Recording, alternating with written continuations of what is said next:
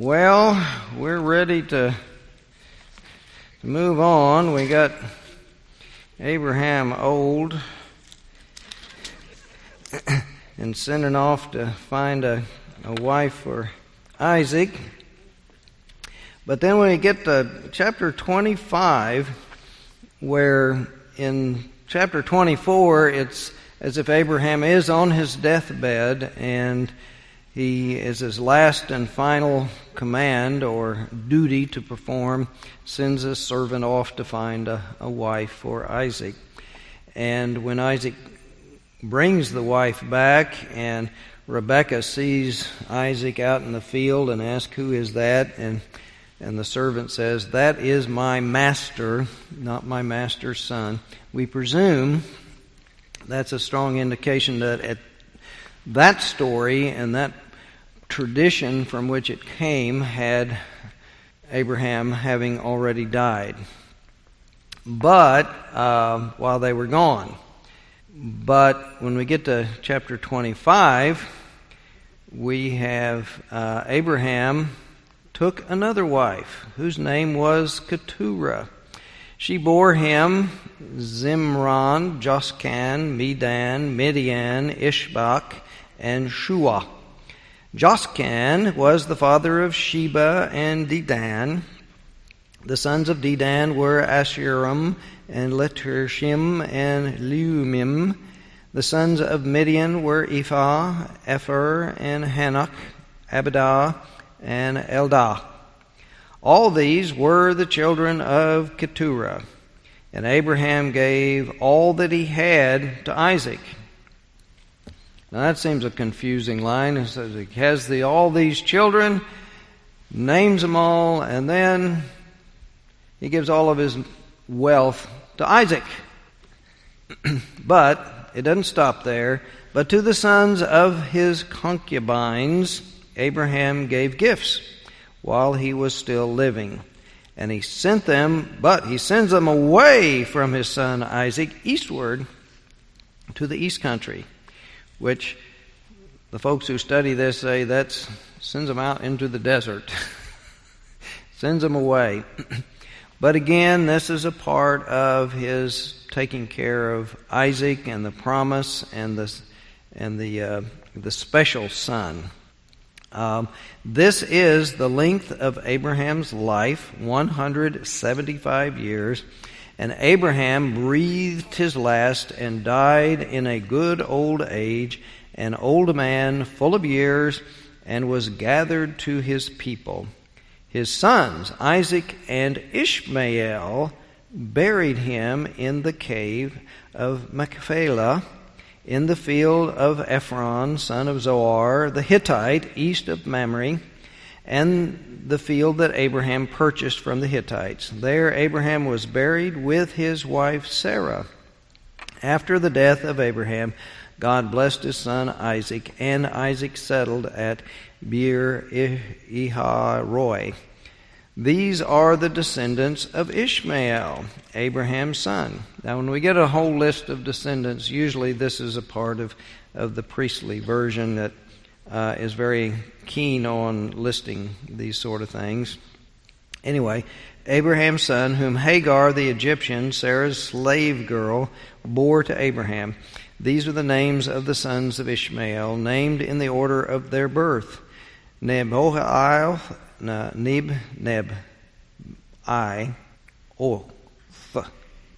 Is that close enough?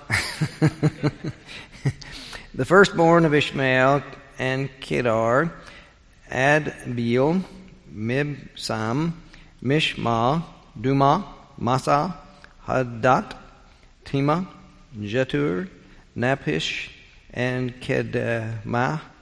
These are the sons of Ishmael, and these are their names by their villages and by their encampments. 12 princes according to their tribes. This is the length of the life of Ishmael, 137 years. He breathed his last and died, and was gathered to his people. Now, the expression here is very similar to Abraham breathing his last and being gathered to his people. which the commentary suggests that is saying that he is held in high regard. He's an honored person by this account, by that expression. Anyway, they settled from Havilah to Shur, which is opposite Egypt, to the direction of Assyria, and he settled down alongside all of his people. There are the descendants of Isaac, Abraham's son. Abraham was father of Isaac, as if we hadn't remembered that. And Isaac was 40 years old when he married Rebekah, daughter of Bethuel, the Aramean, of Padan Aram, sister of Laban, the Aramean. Isaac prayed to the Lord for his wife because she was barren. The Lord granted his prayer, and his wife Rebekah conceived. The children struggled together within her, and she said, "If it is to be this way, why do I live?" So she went to inquire of the Lord, and the Lord said to her, "Two nations are in your womb, and two peoples born of you shall be divided. The one shall be stronger than the other. The elder shall serve the younger." And that is such a strong recurring theme in these biblical stories. The elder will serve the younger. The younger becomes the chosen one instead of the primogeniture process. And wintertime to give birth was at hand. There were twins in her womb. The first came out red, all his body like a hairy mantle, so they named him Esau. Afterward his brother came out with his hand gripping Esau's heel, so he was named Jacob. Isaac was 60 years old when she bore them. He's 40 when they're married. He's 60 now. So it's been 20 years that she had been barren before she gave birth to these twins. How old was he really when he married? I don't know. The traditions are really fluid because they went back so far before they started writing this down. So the tales were going around from different places, and then when these writers brought all this together, they had different agenda, and they were still, remember, this is a part of Genesis, the origins, the beginnings. And when we began, we have these long lives. And a part of the blessing of God by Abraham living a long life into his old age and dies peacefully, this is a very positive statement. There is no fear of death. Death is natural. It's accepted as a part of life. Now, a young and an early death is something tragic and is recognized, but to live into one's old age. So, if that is a blessing, then to live extra decades is an even more of God's blessing.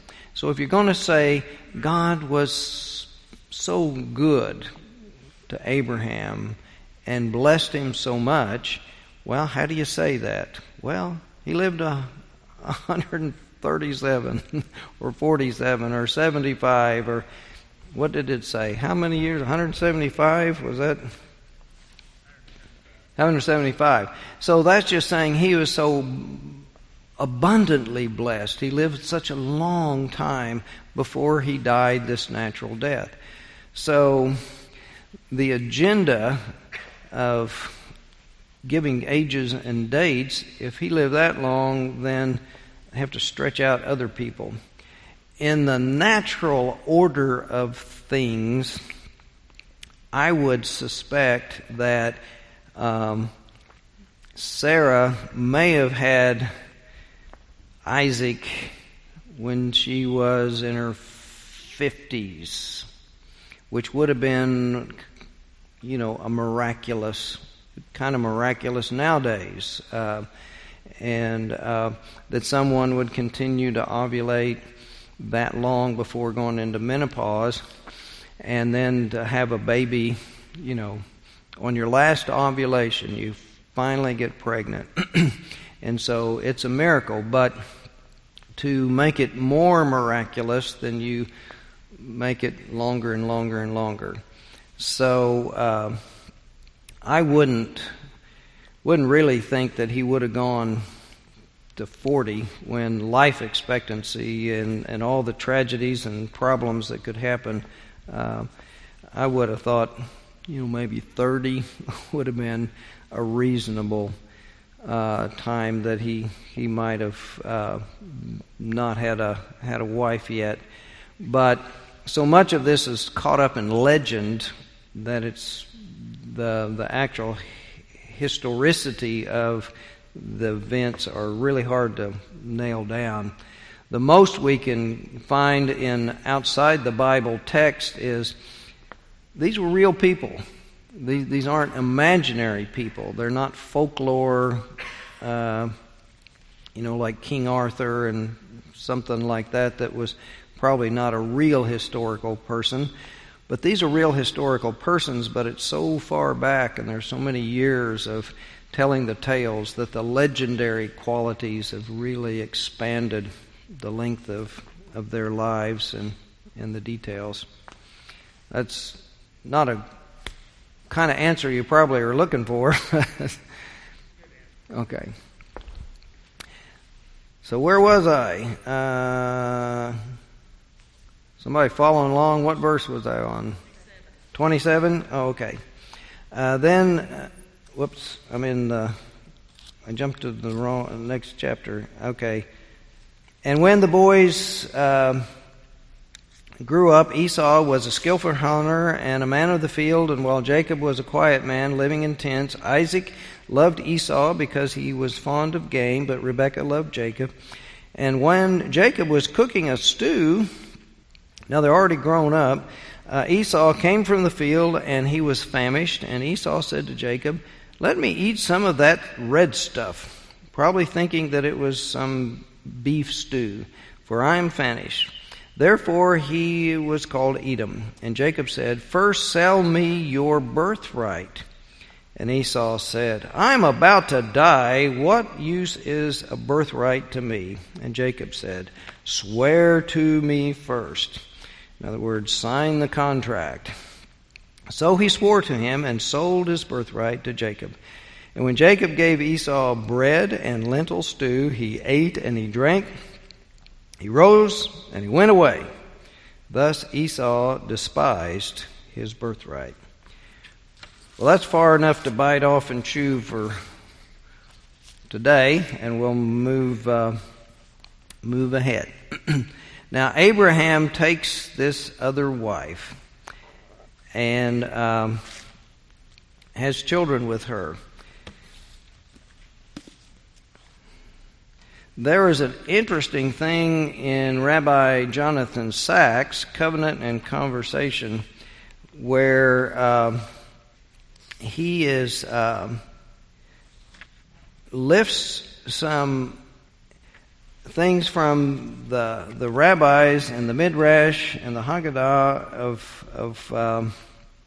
of where they are, and states that the sages pieced together a bunch of puzzling things about this. That he says, first, they point out that this Be'er Lahai Roi, the place from which Isaac was coming when Rebekah saw him, is mentioned once before in Genesis 16:14. It's the spot where Hagar, pregnant and fleeing from Sarah, encountered an angel who told her to return. It is indeed she who gives the place its name, meaning the well of the living one who sees me. The Midrash thus says that Isaac went to Be'er Lahai Roi in search of Hagar When Isaac heard that his father was seeking a wife for him, he said, "Shall I be married while my father lives alone? I will go and return Hagar to him." Sarah's died, and this Midrash is saying that the reason he's over there, he's looking for Hagar to bring Hagar back to Abraham, so he won't be alone in his old age. Hence the sages' answer to the second question, who was Keturah? Well, she was, they said, none other than Hagar herself. It is not unusual for people in the Torah to have more than one name. Jethro, Moses' father-in-law, had 7 names. Hagar was called Keturah because her acts gave forth fragrance like incense. Keturah. This indeed integrates Abraham's second marriage as an essential component of the narrative. Hagar did not end her days as an outcast. She returned at Isaac's prompting and with Abraham's consent to be the wife of her former master. This also changes the painful story of the banishment of Ishmael. We know that Abraham did not want to send him away. Sarah's demand was very grievous to Abraham's sight on account of his son. Nonetheless, God told Abraham to listen to his wife. There is, however, an extraordinary midrash which tells of how Abraham twice visited his son. And it talks about him visiting, and beneath the surface of the narrative, the sages read the clues and piece together a moving story of reconciliation between Abraham and Hagar on the one hand, and Isaac and Ishmael on the other. Yes, there was conflict and separation, but that was the beginning, not the end. And then this is his conclusion. Between Judaism and Islam, there can be friendship and mutual respect. Abraham loved both his sons and was laid to rest by both. There is hope for the future in this story of the past. Now that's quite curious. Anybody ever heard that before? Well, when the rabbis get together and they start thinking about this stuff, they can come up with a lot of interesting ideas, and that was one, and it is remotely plausible. However, given the ages, she might not have been young enough to continue to have that many more children. And they just listed the boys. We don't know how many girls there may have been in between. But anyway, one of the things for listing names that is outside of explaining what Abraham is doing in his old age is to list the names of the origins, we're still in Genesis, the origins of the peoples who lived around the area in these certain times, and to say that in the beginning God created everything, and there's this chain of events that leads to how things are today. And so these tribes around us, where do they come from? Who are their ancestors? Well, these are our cousins. These are connected to us. These are distant relatives, and so forth. But Abraham distances these children in the story. He sends them away and gives them gifts in order to take care of and protect Isaac because of the promise from God, and to ensure the strength of the promise for Isaac's future.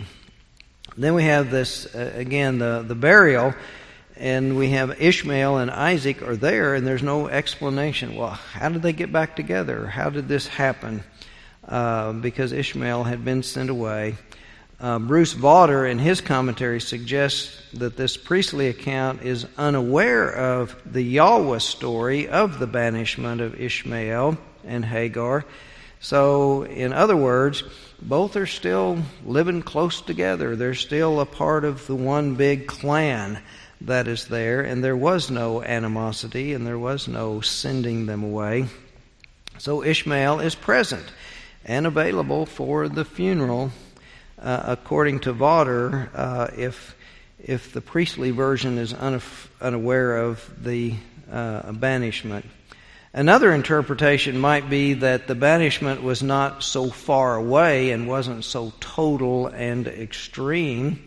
There's a possibility, like in this one, he sends these other sons away but gives them a gift in order to help them establish themselves somewhere else.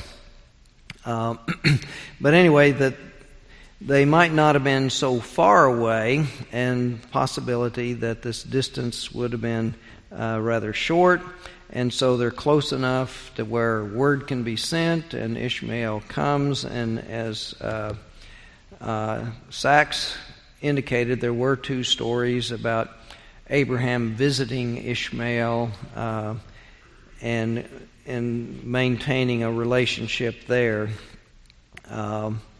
So anyway, it leaves a lot of unanswered questions just to say that they're there together, and they had this process of burying their father. But anyway, the text says Abraham's 175 years. He's 100 when Isaac is born, and 140 when he marries Rebekah, 160 when Jacob and Esau are born, and then the boys are 15 when Abraham dies by this priestly dating. Genesis 25:12, all these sons of Ishmael, again we have the number 12 pops up. And 12 is a very important number in the Old Testament stories and biblical stories. Jesus has 12 disciples. So whenever we hear that, this means it is somehow understood to be a part of God's divine plan, that that this is something connected with divine grace. If there are 12, this nice number, that's kind of the way it's supposed to be.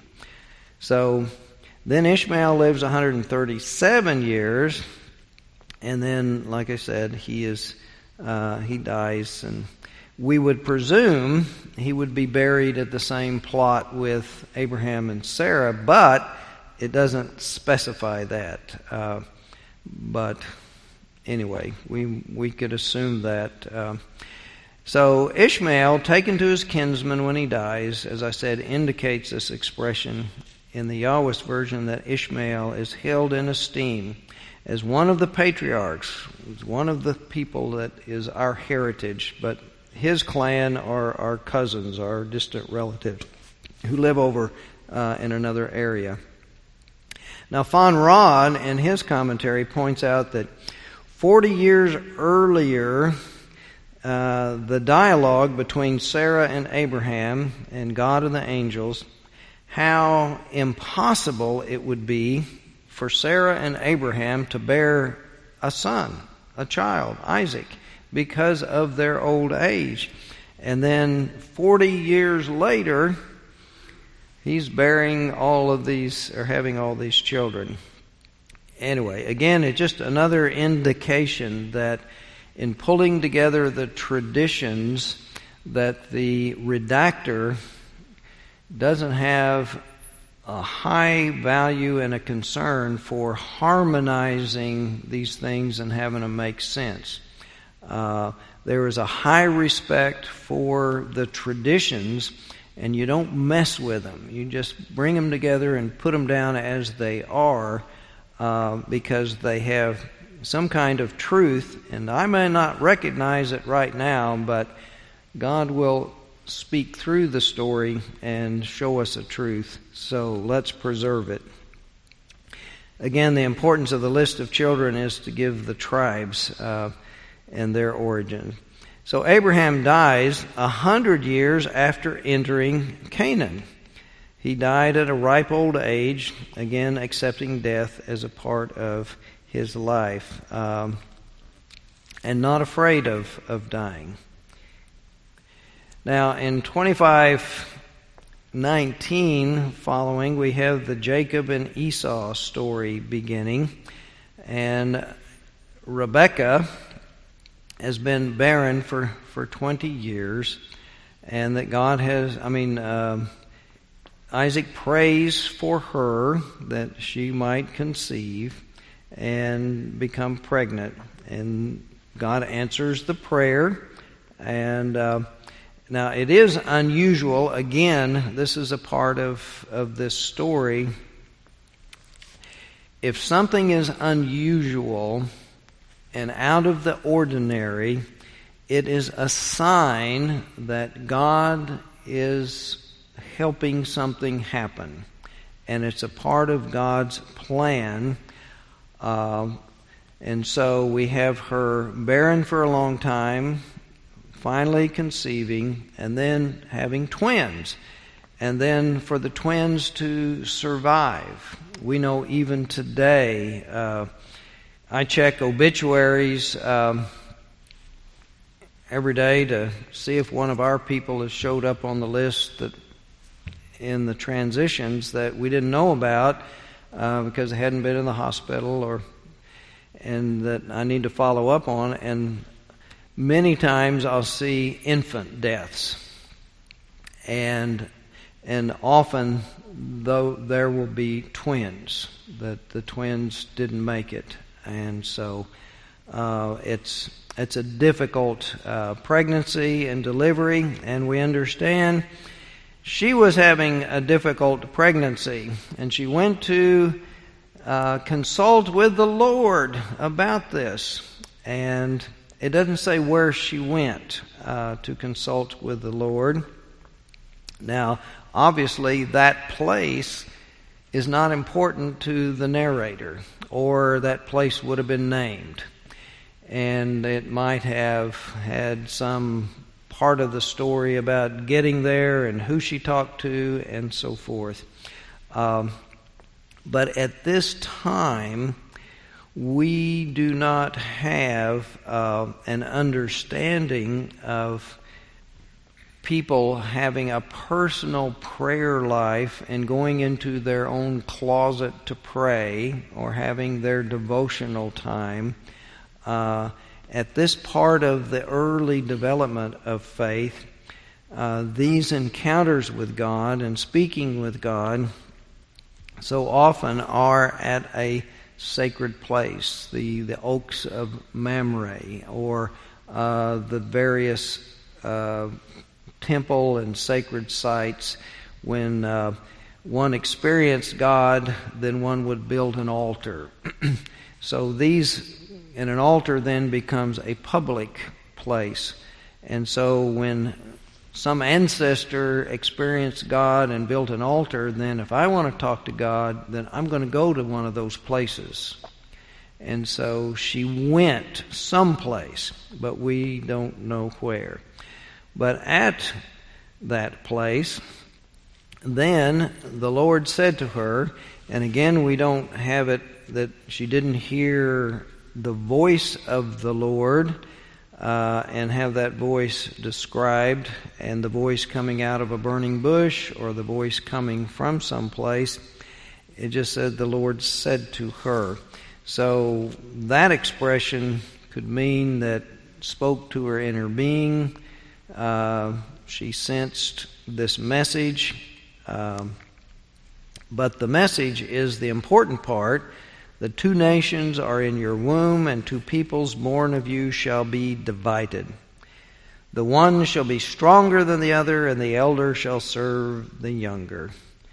But in this little prophecy, it doesn't go back to rehearsing the promise to Abraham. And so they kind of miss an opportunity to rehearse that story again. But it's this little story is really kind of simple and intriguing, and it's interesting that if this story is going to be about, this is the origin of two great peoples. When people talk about the origins of two great peoples, usually they glorify and magnify the virtues of the patriarch of the great peoples. And neither one of these characters is glorified and made to seem very strong and appealing, someone that we want to honor their memory. It just is quite interesting there because Esau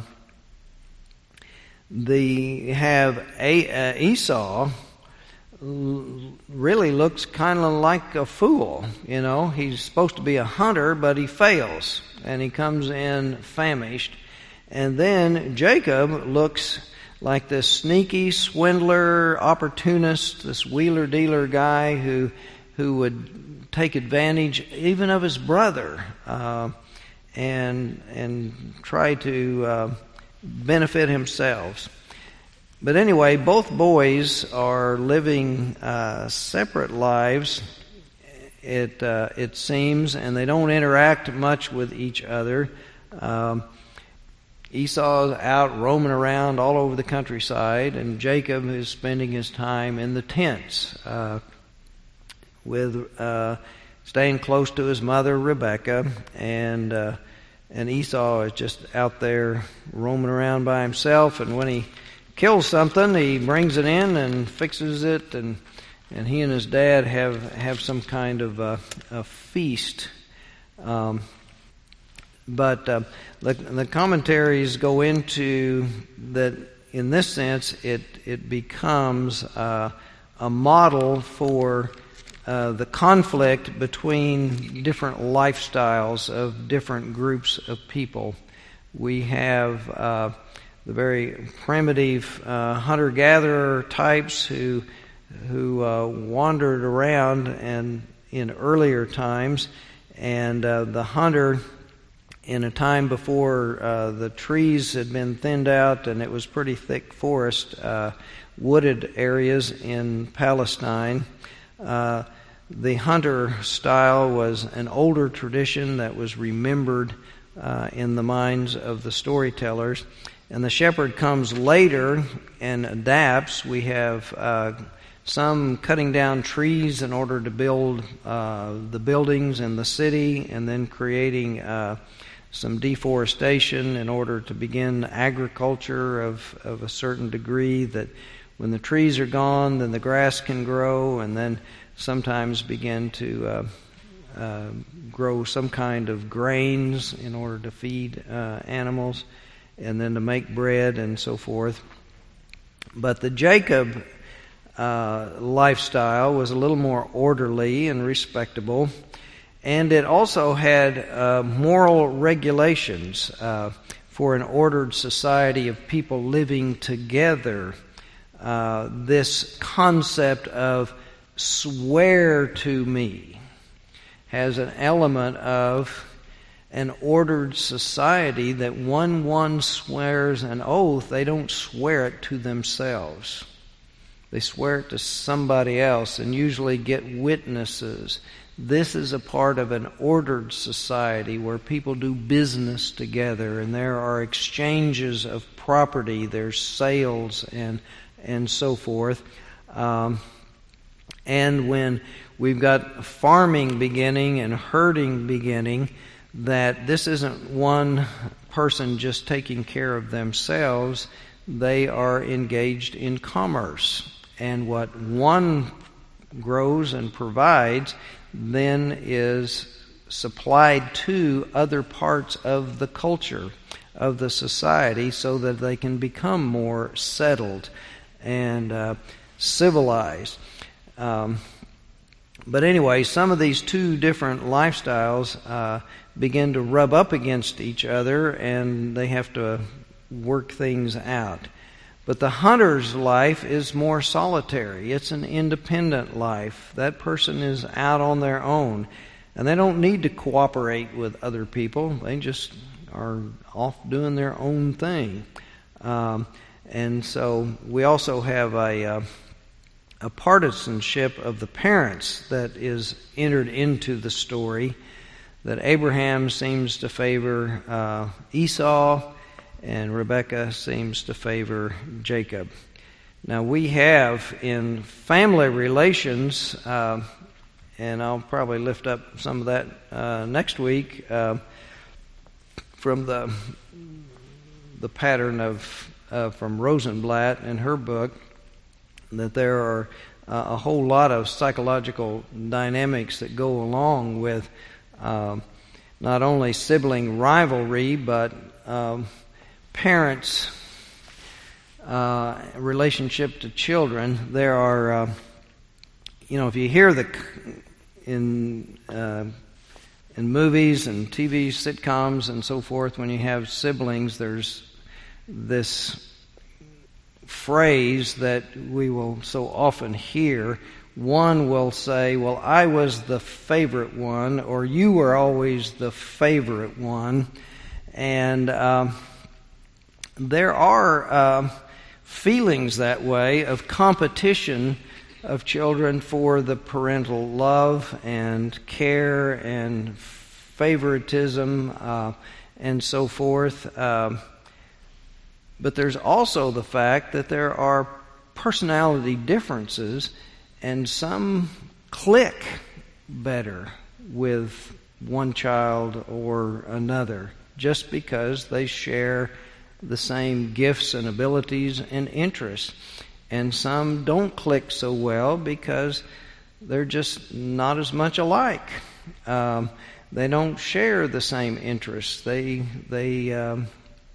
And sometimes it's a source of conflict, because what a parent really values and cherishes and thinks is so important, sometimes the child just could care less about that.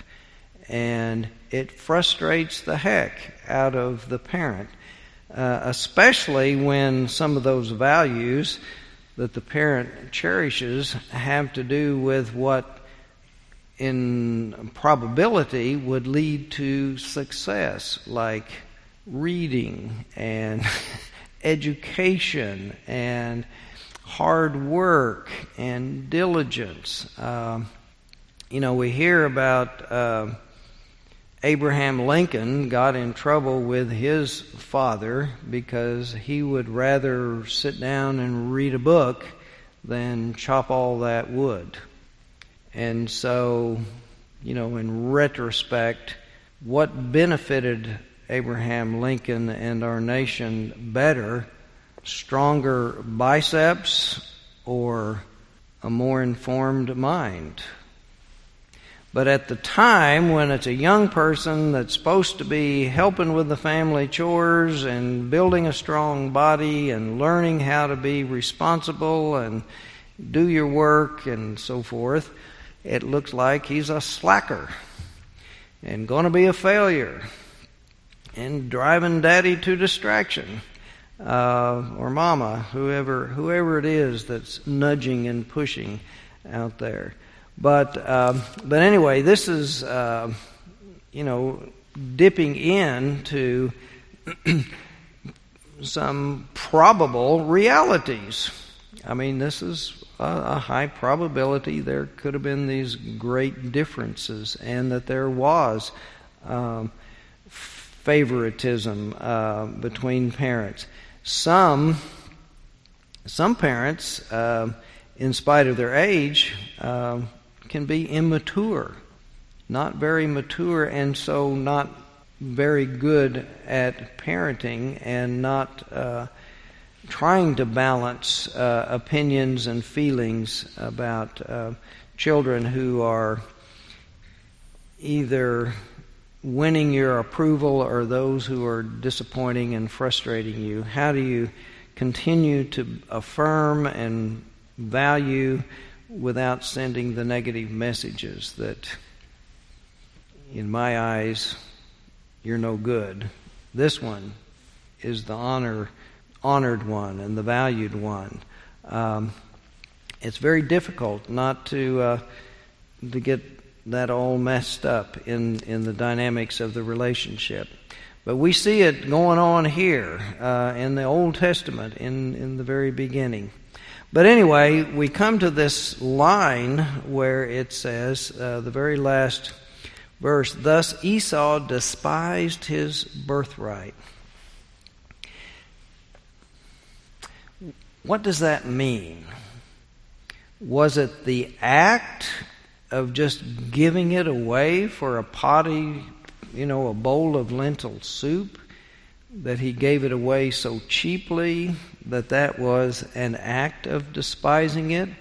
Or does the text mean his interior mental state, that he really did despise the birthright? He didn't want it. He rejected it. He hated it. He was glad to give it away. What does despise the birthright mean? Well, I think part of it is it means the former. He just didn't think much about it. He thinks very little of it. He doesn't value the birthright. He's about to starve. He's going to die. Without food, he thinks he will die, so what good is a birthright? I mean, if I die, I forfeit it anyway. It's gone. It goes somewhere else. So I would rather be alive than worry about a birthright. Now, we know that the birthright would mean that he would inherit great wealth.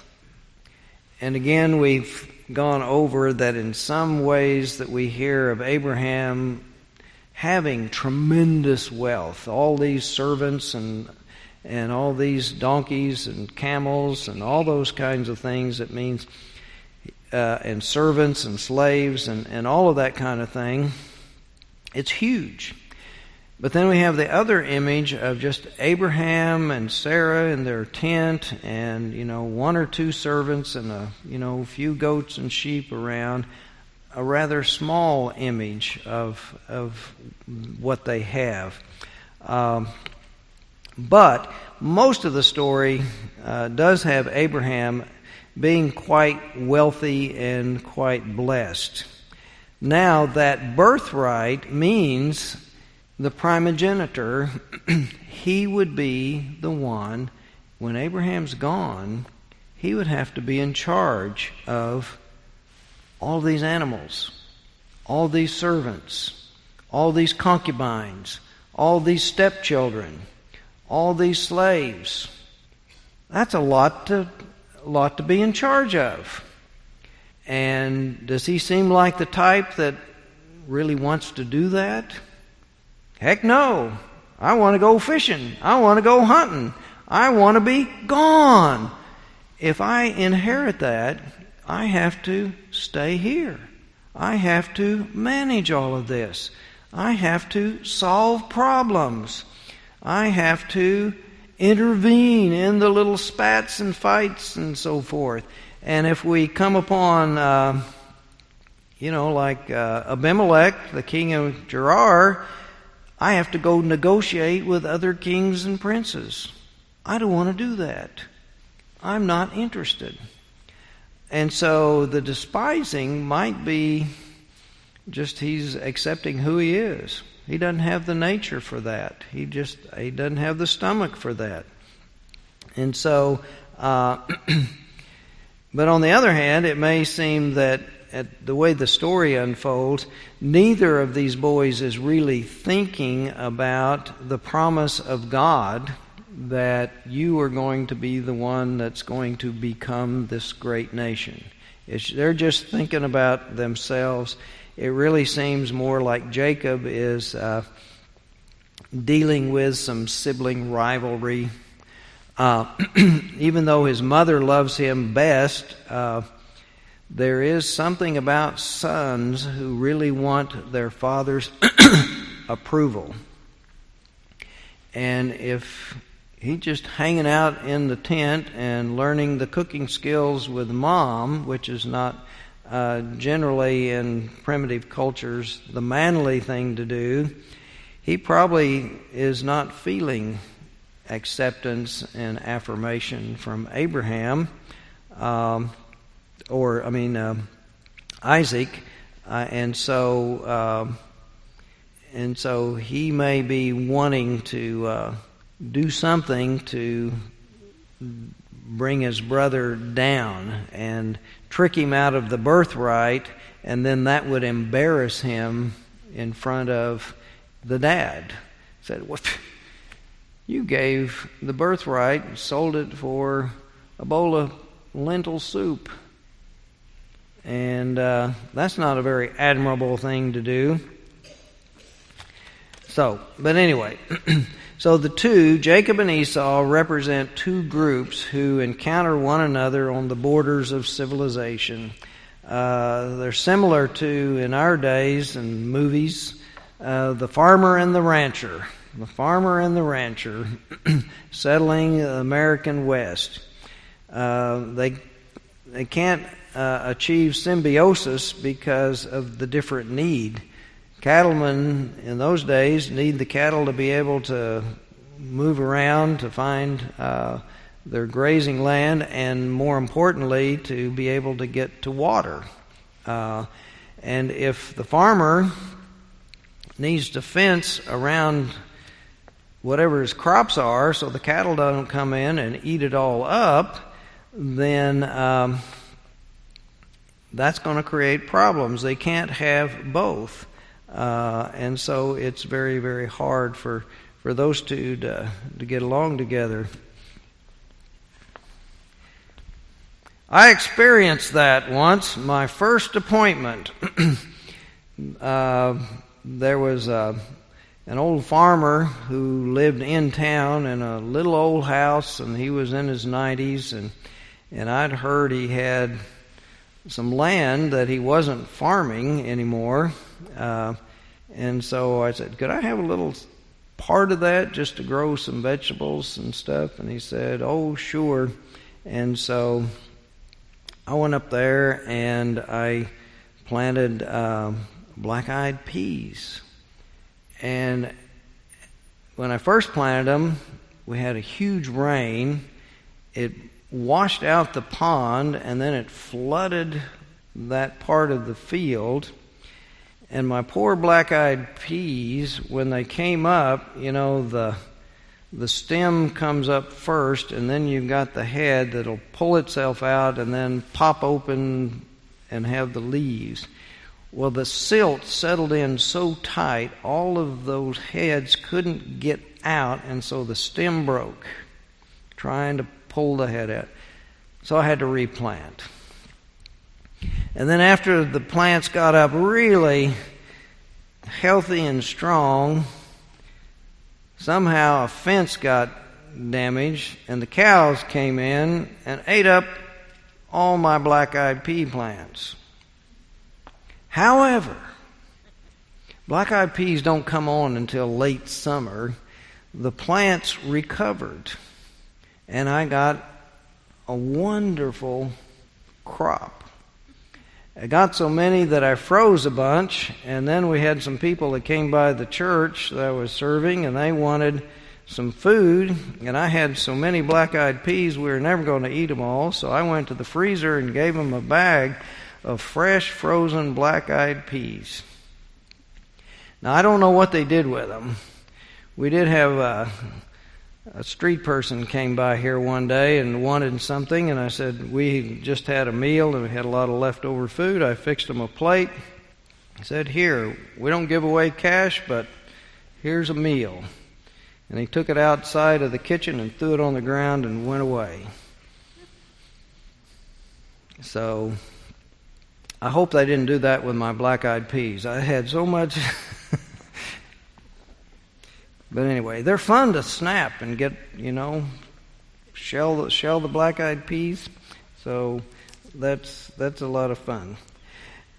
Does anybody know what today is? June 1st. Does anybody remember what happened on the first Sunday last June? I can't remember, but I think that was my first Sunday with you guys. It's been a year.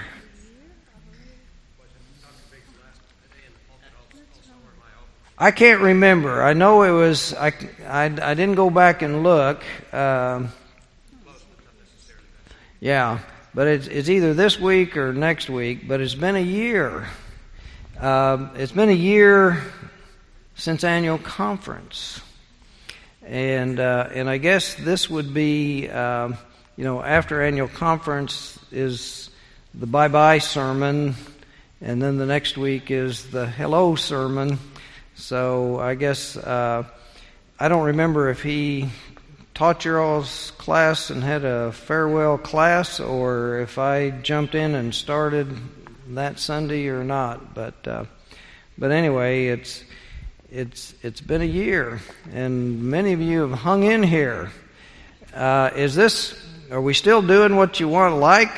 Is this what you want us to do? I'm still Okay, all righty.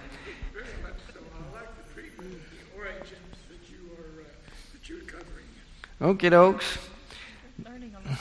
All righty. Now, do we need to have a class party so you guys can get to know each other, or are you just happy being Jacob and Esau and just kind of live your own lives, going your own ways? Okay.